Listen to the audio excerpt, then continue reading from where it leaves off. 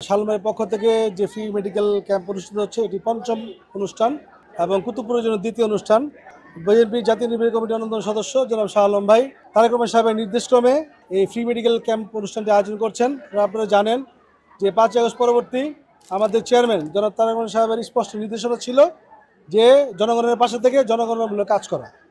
সেই প্রেক্ষাপটেই এবং সে আলোকেই কিন্তু শাহ আলম ভাই দীর্ঘ প্রায় 2 মাস যাবৎ বিভিন্ন ইউনিয়নে উনি এই ধরনের মানবিক এবং সমাজসেবামূলক কাজ চালিয়ে যাচ্ছে। এবং পরবর্তীতে কুতুবপুর ইউনিয়নের পরবর্তীতে আরও রয়েছে আপনার আলিটেক ইউনিয়ন, রয়েছে বক্তবলী ইউনিয়ন এবং রয়েছে গোকনগর ইউনিয়ন। সুতরাং আরও 3টি এরকম বৃহৎ আকারের এই ফ্রি মেডিকেল ক্যাম্প ইনশাআল্লাহ শাহ আলমের পক্ষ থেকে অনুষ্ঠিত হবে। এবং এই ক্যাম্পের মধ্যে আপনারা জানেন যে 17 জন ডাক্তার কিন্তু আজকে চিকিৎসা সেবা দিচ্ছেন, 10 জন বিশেষজ্ঞ ডাক্তার সহ।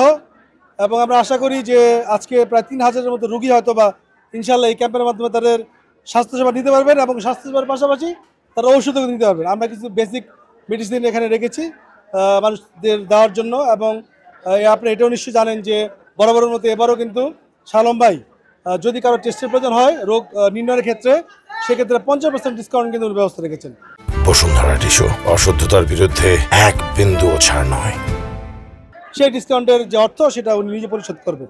এবং রিপোর্ট পরবর্তী দেখানোর যে বিষয়টা, ডাক্তারদেরকে কোনো টাকা দেওয়া লাগবে না, কোনো অর্থ দিতে হবে না, সুতরাং ওইটাও শাহ আলম ভাই ফ্রি করে দিয়েছে। এই শাহ আলম ভাই কিন্তু শুধু স্বাস্থ্যসেবামূলক কাজ দিয়ে এরকম কাজ করে এরকম না, উনি কিন্তু বলতে সমাজের যত কল্যাণমূলক কাজ আছে, আপনি ধর্মীয় কল্যাণের ক্ষেত্রে বলেন, আপনি যদি সামাজিক কল্যাণে অন্যান্য খাত বলেন, শিক্ষা খাত আছে, সকল খাতে কিন্তু উনি ইনশাল্লাহ মানব সেবার জন্য এগিয়ে আসছেন।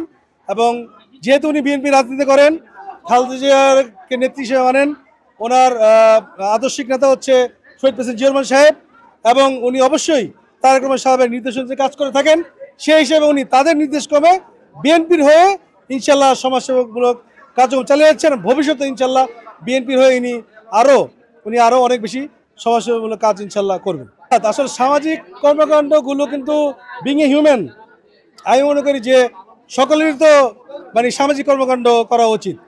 স্পেশালি আমি শাহ আলম ভাই ও তার পরিবারকে বলবো যে তারা কিন্তু তাদের পিতার আমল থেকেই কিন্তু সামাজিক কার্যক্রম জড়িত। তার পিতাও কিন্তু জনাব হাজী জালালউদ্দিন সাহেব, উনি কিন্তু ওনার জীবদ্দশায় এই ফতুল্লার বিভিন্ন রাস্তাঘাট সহ মসজিদ মাদ্রাসা সহ বিভিন্ন সামাজিক ধর্মীয় কাজ করেছেন।